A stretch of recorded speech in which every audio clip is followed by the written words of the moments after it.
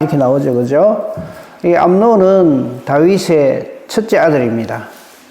첫째 아들이고 다말은 다윗의 딸입니다.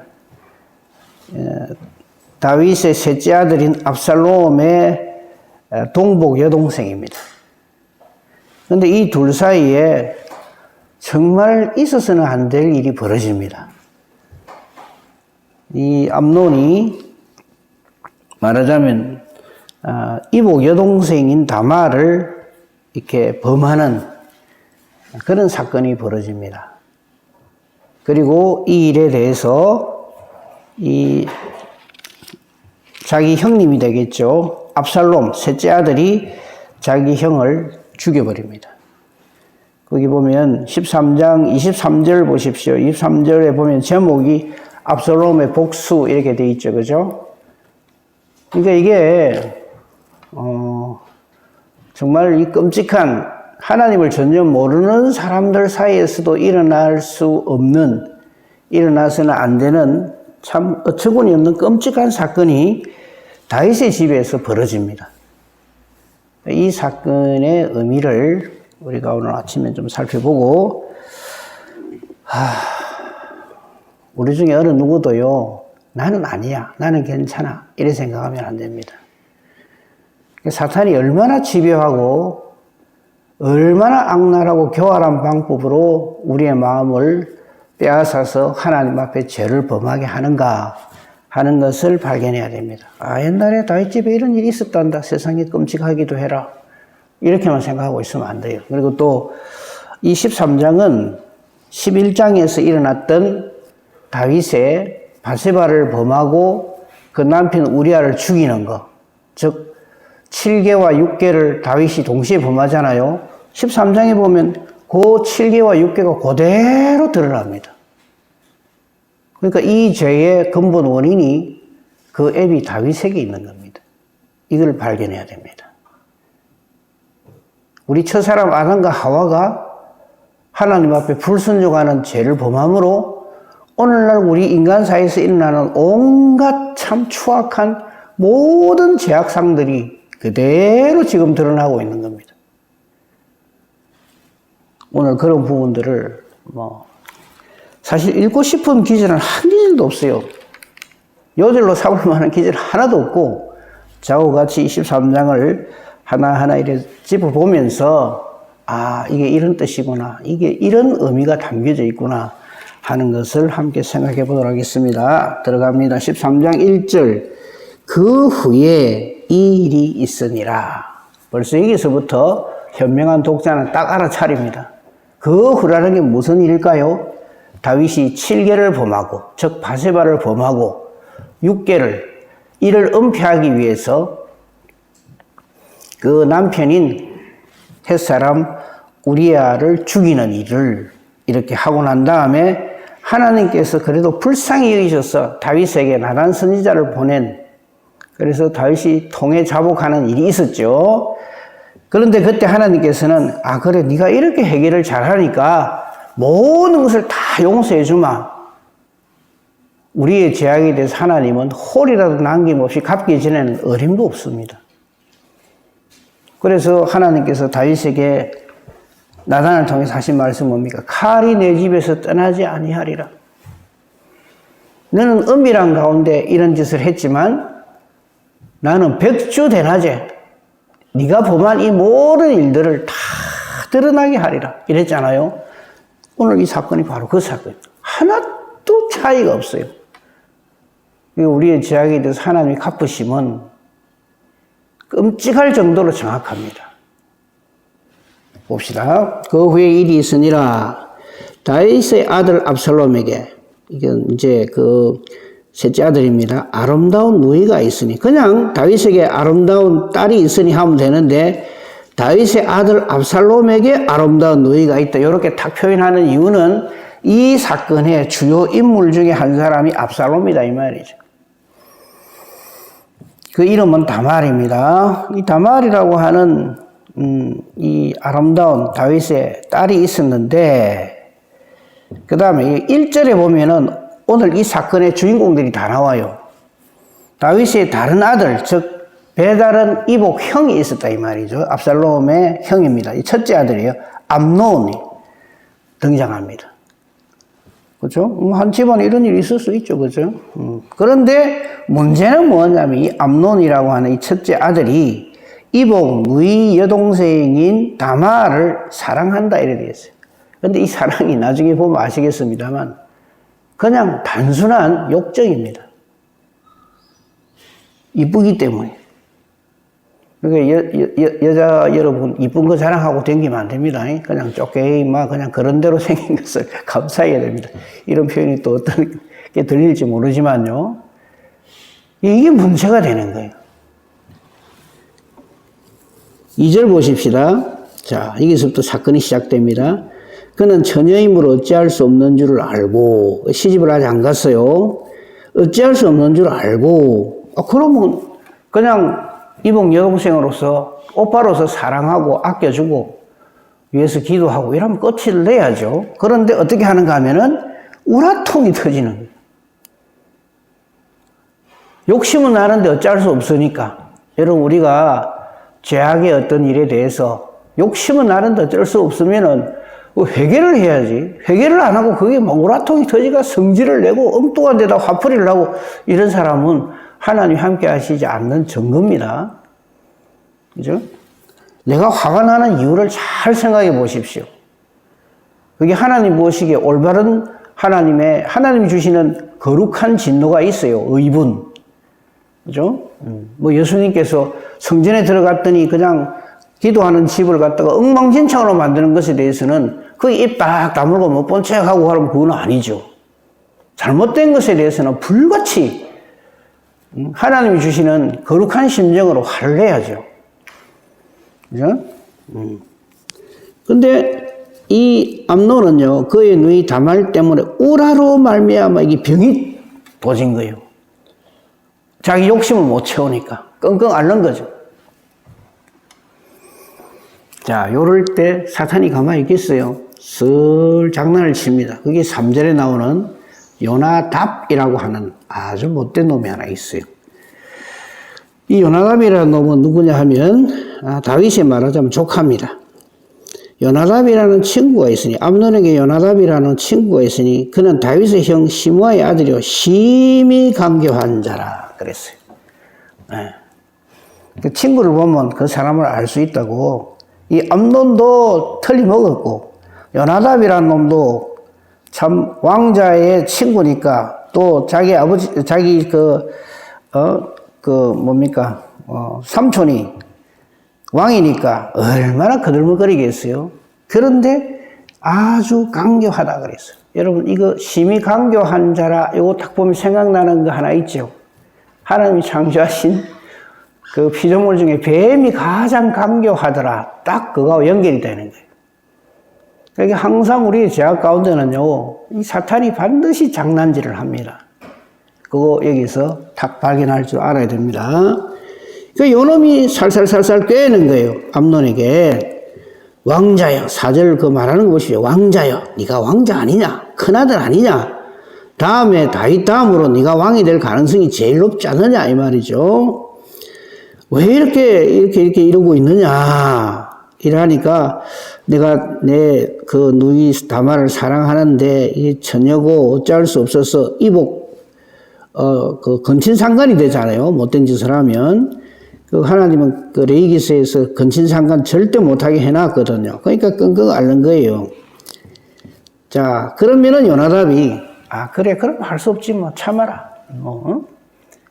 이렇게 하는 게 아니라 애를 내서 요래해봐라 이렇게 알려주는 거예요. 이게 5절입니다.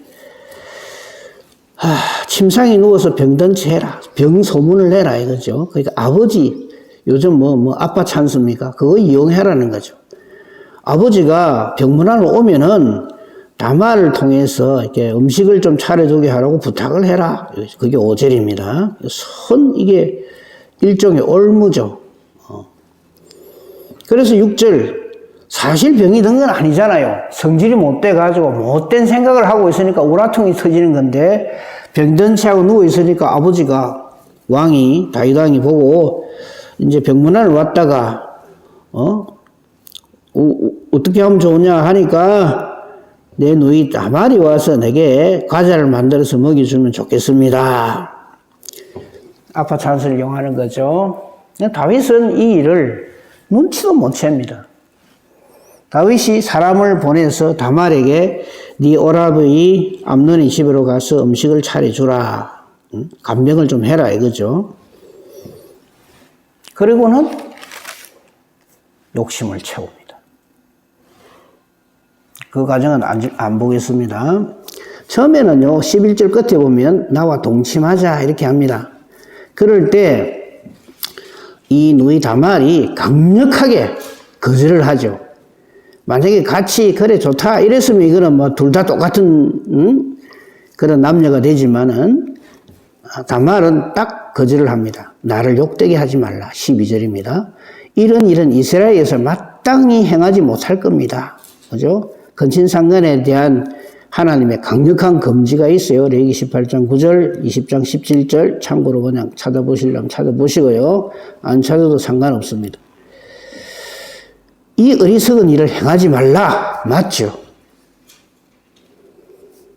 그리고 13절 만약에 우리가 이런 부적절한 관계가 되면 이 수치를 지니고 내가 어디로 가겠느냐? 오라비 암논 당신도 이스라엘 중에서 어리석은 자 중에 하나가 될 겁니다. 예, 이렇게 딱 거절을 합니다. 그럼 알아차려야죠. 근데요, 이 사탄에게 마음을 뺏긴 사람은 이런 게 눈에 안 들어옵니다. 마음에 안 들어와요. 자기 생각대로, 자기 욕심대로, 자기 고집대로 합니다. 13절 후반부를 오해를 하시면 안 돼요. 왕께 말하라. 그가 나를 내게 주기를 거절하지 아니하시리라. 이런 부분 없어요. 근친상간.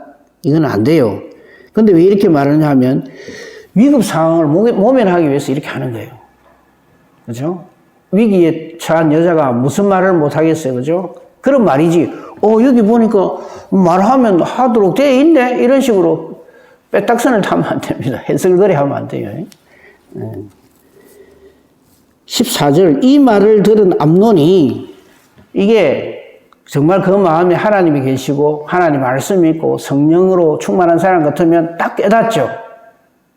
그런데 이미 이 못된 생각으로 꽉 차 있는 암논에게는 그 말이 들리지를 않을 뿐만 아니라 분노케 합니다. 자존심을 상하게 하고 자기가 무시를 당하는 거 무안하기도 하고 그렇잖아요. 그러니까 어떤 짓을 벌이냐면 14절 그 말을 듣지 아니하고 다말보다 힘이 셈으로 억지로 그와 동침하니라 이렇게 되어 있어요. 세상적인 그 표현에 의하면 강간이죠. 강제로 관계를 맺는 겁니다. 기가 막힌 일이죠. 그런데 이 상황에서 한번 보세요.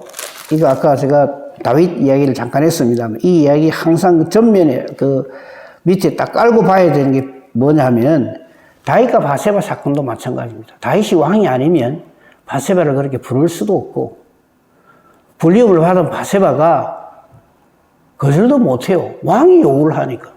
이게 힘이거든. 하나님이 주신 힘과 하나님이 주신 능력과 하나님이 주신 지혜와 하나님이 주신 지위를 그런 식으로 사용을 하면 안 됩니다. 다윗이 그랬거든. 지금 암논이 똑같이 하는 거예요. 자기 아들. 남자니까 힘이 세니까 자기 욕심을 채우는 거예요.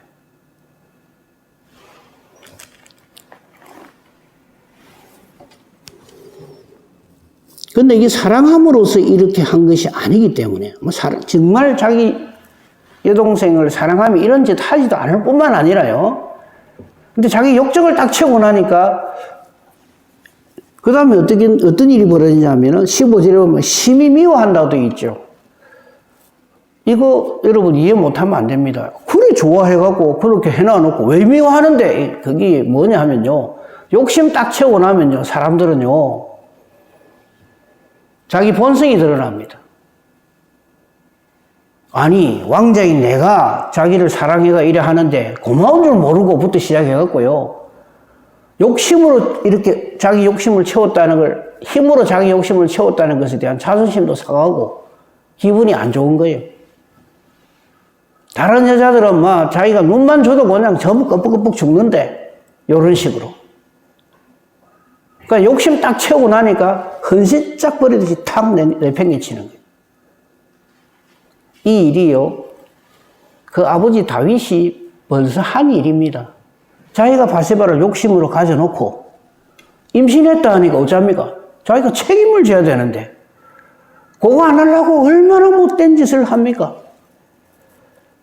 전장에 나가 있는 충성스러운 부하를 불러다가 휴가를, 특별 휴가를 주면서 아주 선식을 베푸는 것처럼 하면서 자기 죄를 은폐하려고. 똑같은 거예요. 그러니까 정말 하나님이 기뻐하시는 그런 마음으로 사랑한 게 아닌 거죠. 욕심 딱 채우고 나면 헌신짝 버리듯이 버리려고 하는 거예요. 만약에 그때 바세바가요, 임신 안 했으면 다윗은 눈도 하나 까딱 안 하고 아무 일 없었다는 듯이 지나갈 사람입니다. 그거 은폐하려고 특별 휴가를 주갖고 마치 우리아의 아이인 것처럼 해가지고 썩 지나갈라 했죠. 하나님이 그거 그냥 보십니까? 우리아가 충성스럽게 자기 아내에게 가지 않고 특별 휴가를 거절을 하니까 이번에 어쩌합니까? 살인 교사를 하죠. 똑같은 거예요, 이게 지금.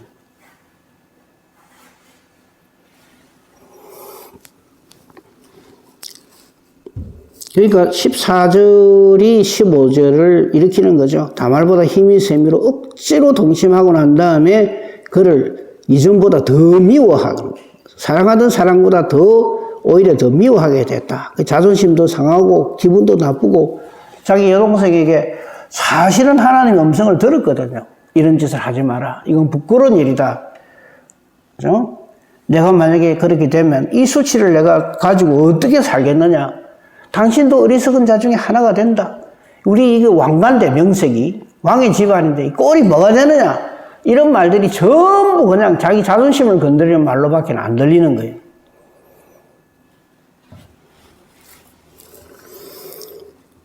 그러니까 어쩌는가 하면 15절에 이제 쫓아냅니다. 일어나 가라! 이래 된 거죠. 그러니까 16절에 다말이 책임을 져야지. 어떻게 무책임하게 나를 쫓아내는 이거는 정말 아까 그 일보다 더한 짓이다. 여러분, 이거 무책임한 짓을, 무책임한 행동이나 말은 정말 큰 죄입니다.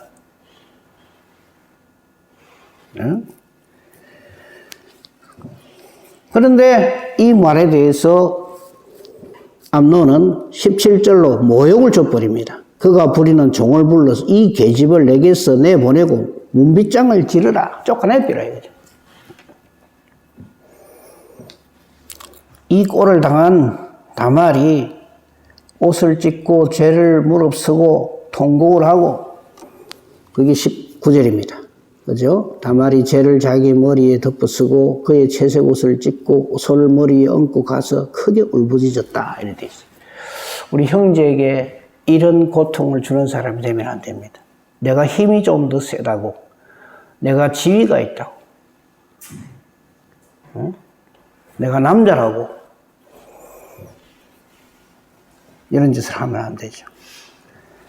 20절 드디어 그동안 등장하지 않던 다말의 동복 오라비 압살롬이 등장합니다. 이 압살롬은 여기 처음 이제 이 실제로 나타나기는 이렇게 행동은 여기 처음 나타납니다만, 이 압살롬이 앞으로 모든 이 다윗의 문제를 일으키는 장본인이 됩니다.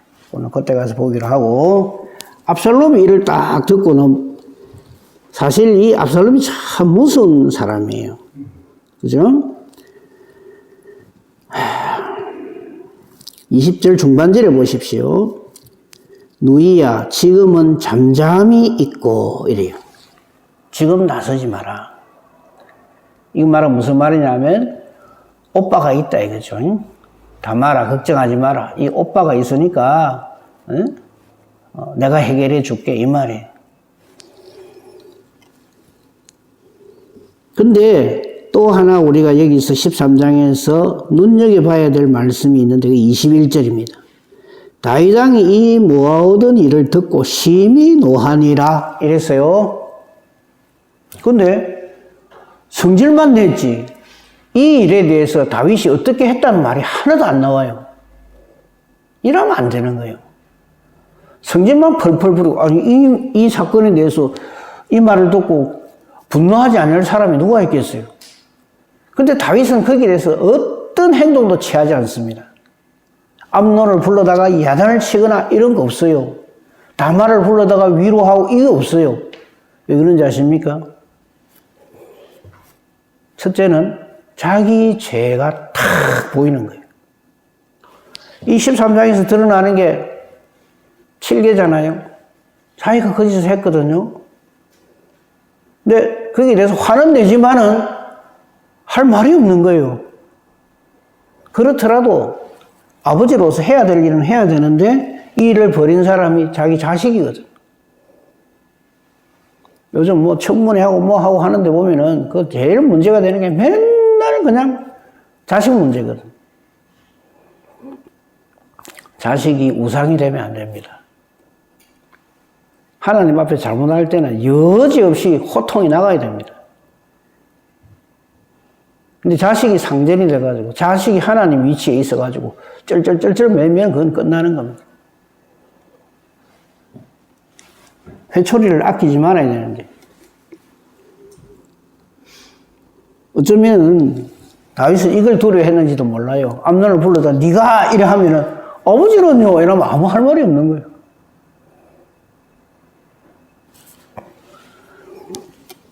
그 다음에 또 하나는 뭐냐면 자기 집안이 왕가잖아요. 왕가. 자기 집안 체면이 완전히 땅바닥에 떨어진다는 것을 염려했을 겁니다.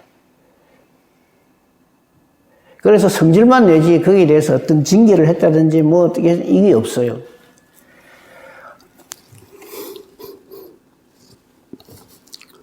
그러면 사람들이 전부 이제는 그 다말의 동복 오라비인 압살롬에게 눈이 다 갈 거 아닙니까? 그게 22절입니다. 압살롬은 암논이 그의 누이 다말을 욕되게 하였으므로 그를 미워하여 암논에 대하여 잘잘못을 압살롬이 말하지 아니하니라. 이게 무서운 거예요. 입 딱 다물고 있는 거예요. 이 압살롬이 나중에 이제 14장 이후에 보면 이제 압살롬의 난을 일으키는데 그게 여기서부터 사실 발동이 걸리는 거예요. 나중에 다윗이 압살롬의 난에 대해서 한 말 안 하고 그냥 쫓겨나가는 이유가 자기가 이렇게 엄청난 자기 아들이 잘못한 것에 대해서 말도 하나 못하고 그냥 넘어가거든요. 거기에 대한 어떤 안갚음으로 볼 수도 있는 거죠. 자, 압살롬의 복수를 봅시다. 거기에 13장 23절 이후에 보면요. 만 2년 후에 참 무섭죠. 만 2년 동안 말 한마디 하지 않습니다. 그래서 암논을 안심을 시키는 거죠. 만 2년이 지난 다음에 딱 건수를 만드는 거예요. 압살롬이 양털 깎는 일이 있음에 이랬어요. 이 양털 깎는다는 말은 전에도 한번 이거에 대해서 말씀드렸는데 그냥 양 키우는 거 그냥 양털 이래 깎는다 이렇게 생각하면 안 돼요. 농사 짓는 사람으로 치면은 추수하는 날이다 이 말이에요. 대잔치를 벌입니다. 이 목축하는 여기에서는 양털 깎는 날이다 이러면 그냥 한두 마리 잡고 하는 게 아니고요. 자기가 기르고 있는 양 수천 마리의 양털을 착 해가지고 이거 제품으로 만들어가고 이렇게 하는 거기 때문에 굉장한 잔치의 날입니다. 옛날에 다윗의 그 사건이 하나 있었잖아요. 그죠? 나발 사건 기억나십니까? 나발이 큰 부자인데 잔치를 벌였을 적에 다윗과 그 함께하는 자들이 가서 그 잔치날에 가서 우리도 좀 이래 하니까 그때 나발이 모욕 한 거 기억나셔야 됩니다. 바로 그런 겁니다. 말하자면 대잔치날이에요. 이날을 딱 맞이해서 압살롬이 이제 이거를 근거로 해가지고 모든 왕자들을 초청을 합니다. 그게 23절이에요. 양털을 깎는 일이 있음에 압살롬이 왕의 모든 아들을 청합니다. 그죠? 그리고 24절에 보면 압살롬의 아주 그 야망이 여기서부터 드러나요. 청하건대 중반에 보면 왕은 신하들을 데리시고 당신의 종과 함께 가사이다. 아버지 다윗까지 초청을 해요. 그 보는 앞에서 죽이려고 하는 거죠. 25절 다윗 왕은 다 갈 것 없다. 응? 뭐 감사하긴 한데 누를 끼칠 생각은 없다. 이렇게 합니다. 그러니까 압살롬이 그냥 다시 한번 간청을 했지만 다윗은 가지 않고 그냥 그게 축복만 합니다. 그러니까 26절 압살롬이 쓱 속내를 드러냅니다. 그게 26절이에요. 암논은 우리와 함께 가게 하옵소서. 탁 드러내잖아요. 그죠? 다윗은 이제 안 가려고 자꾸 그러니까. 그러니까 왕이 좀 꺼림칙해져. 그죠? 그래서 왜 하필 암논을 자꾸만 청을 하느냐 했어요. 27절 압살롬이 간청을 합니다. 그래도 양털 깎는 날이고 잔치날인데 우리 형제들은 다 좀 모이면 좋겠습니다. 그러니까 다윗 왕이 암논과 왕의 모든 아들을 그와 함께 보내줬어요. 잔치가 벌어졌죠. 드디어 D-Day가 됐습니다. 28절 압살롬이 그의 종들에게 술을 이제 그 암논이 술을 먹고 취해 있거든. 내가 신호를 하겠다. 암논을 치라 하거든. 그를 죽이라. 두려워하지 말라. 내가 너에게 명령한다. 담대히 용기를 내서 죽여버리라. 그래서 29절에 압살롬의 명령대로 암논이 죽임을 당합니다. 7계가 벌어지죠. 다윗이 한 짓 그대로입니다. 간음하고 살인하고 여기도 자기 남매 간에 간음하고 형제 간에 살인하고 하나님이 이렇게 갚으십니다. 그러니까 우리가 죄에 대해서 어떤 마음을 가져야 되는가 하는 것을 잊어서는 안 됩니다. 다 죽은 줄 알아요. 30절에 보면 다윗이 이제 압살롬이 왕의 모든 아들을 죽였다. 하나도 안 남겼다. 이제 사실은 이제 소문이 크게 난 거죠. 이럴 때 또 요나답이 또 등장합니다. 요나답 누군지 아시죠? 요나단 아닙니다. 요나단은 다윗의 정말 귀한 친구고 요나답은 아주 강교한 이 사건을 일으킨 단추 역할을 한 신호탄 역할을 한 요나답. 아이고 아닙니다. 예? 아마 암논만 죽었을 겁니다. 이렇게 얘기를 해요. 이 일이 벌어진 다음에 34절 압살롬은 도망을 갑니다. 그죠? 그러니까 이런 비극이 그 다음 사건들은 내일 보겠습니다만 왜 벌어지느냐? 다윗의 죄악 때문입니다. 여기까지만 말씀을 맺겠습니다. 7계를 범한 그 징벌을 피하기 위해서 6계를 범하는 짓을 하면 안 됩니다. 즉 어떤 하나님의 법을 범한 걸 가지고 그걸 은폐하기 위해서 다른 걸 가지고 이렇게 묻으려고 들면 안 돼요. 다윗이 딱 그 짓을 했거든요. 7계 간음죄를 범한 것을 싹 피하기 위해서 6계 사람을 죽이는 일을 해요. 그런 짓을 해서는 안 됩니다. 지극히 작은 것 하나라도 잘못한 게 있으면 해결을 해야지 인간적인 어떤 방법으로 그걸 해결하려고 들면 안 됩니다. 그러기 모든 것에 근본적인 책임이 다윗에게 있다. 아버지로서 왕으로서 몸을 보였어야 되죠. 못했다는 거. 그 다음에 강교한 요나답의 이 죄악을 저장하는 이 일. 이 요나답 자리에 사탄 집어넣으면 딱 맞습니다. 말씀 한 군데 보고 마치겠습니다. 데살로니가 전서 5장입니다. 19절에서 24절까지 보겠습니다.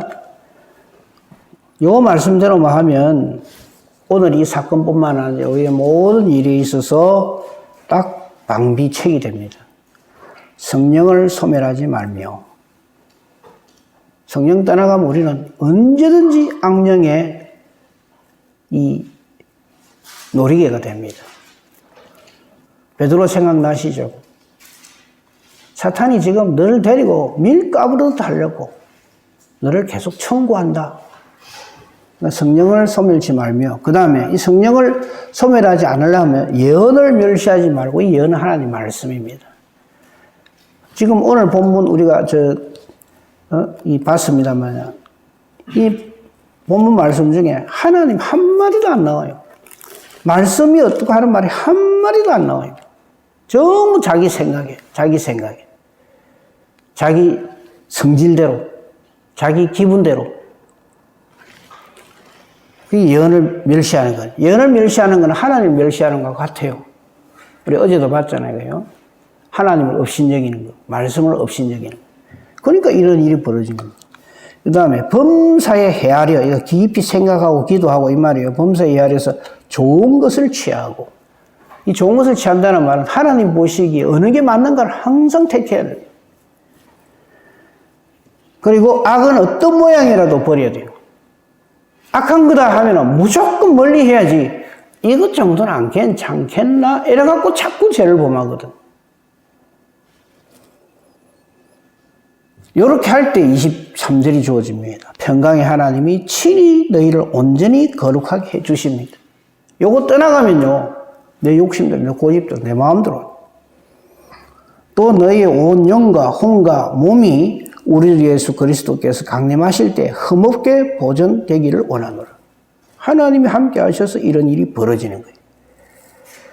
감사한 것은 너희를 부르시는 이는 미쁘시니 그가 또한 이루시리라. 이 모든 일을 그래 맞아 내가 성령을 소멸치 말아야지, 예언을 멸시하지 말아야지, 내가 이렇게 좁게 이렇게 해야지가 아닙니다.